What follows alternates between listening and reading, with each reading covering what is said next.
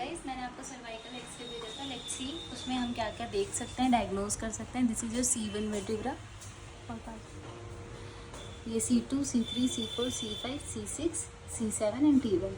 अब आप अगर ध्यान से देखो, जो C1 है वो थोड़ी सी आगे हो रखी है, हेड जो है वो पीछे की तरफ टिल्टेड हो रखा है, ठीक है। आपका C2 भी थोड़ा आगे। अब हमने ऐसा पढ़ा है कि C3 की स्पाइनस प्रोसेस मोस्टली शॉर्ट होती है, बट अगर आप यहाँ देखोगे तो ये लॉन्ग लग रही है।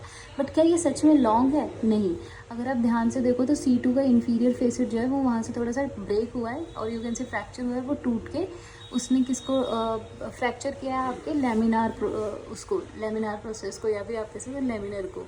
उसके बाद आपको जो स्पाइनस प्रोसेस है वो यहाँ से पूरा ब्रेक है और ये अलग हो गया है, ठीक है। उसके बाद अगर आप C4 पे आओगे तो वो जो ऊपर का उसका सुपीरियर मतलब इंफीरियर फेसेट था C3 का, आप वो C4 को कंप्रेस करेगा। और आप यहाँ देख सकते हो कि यहाँ पे क्या हुआ है, because of the pressure anterior, दोनों के एंटीरियर एक दूसरे से कोलैप्स कर रहे हैं। इनके कोलैप्स करने से क्या होगा, जो चीज़ ऐसे होनी चाहिए थी वो अब ऐसे हो रही है, तो इससे यहाँ पे प्रेशर बनेगा। इन दोनों में स्पेस इंक्रीज होंगे, लेकिन नीचे स्पेस धीरे धीरे डिक्रीज हो जाएंगे, इनके बीच में कोई स्पेस नहीं है। तो जो लॉर्डोसिस आपकी इंक्रीज है वो कौन सी लेवल पे, if you can see C4, C5, C6 and C7। तो इस फेज पे आपकी लॉर्डोसिस क्या हो गई है, इंक्रीज हो गई है। एंड लिटिल बिट स्ट्रेटनिंग, ऐसे स्ट्रेटनिंग है, यहाँ ज़्यादा स्ट्रेटनिंग है आपकी, then there is little bit 2-3 vertebrae are your increasing lordosis, और यहाँ पे फिर से वापस से आपकी स्ट्रेटनिंग है, ठीक है।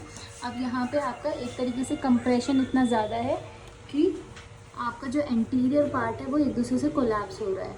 इसका मतलब है डिस्क का प्रेशर कहाँ जा रहा होगा, पीछे की तरफ, ठीक है। वहीं आप जितना नीचे आते जाओगे उतना ही ज़्यादा प्रेशर बढ़ता जा रहा है। C6, C7 पे भी वही है। आपका जो फेसेट जॉइंट है उसने इस वाले पेडिकल पार्ट को फ्रैक्चर किया है, पेडिकल प्लस लेमिनर बोथ। आपकी जो स्पाइनस प्रोसेस है वो और पीछे की तरफ जा रही है।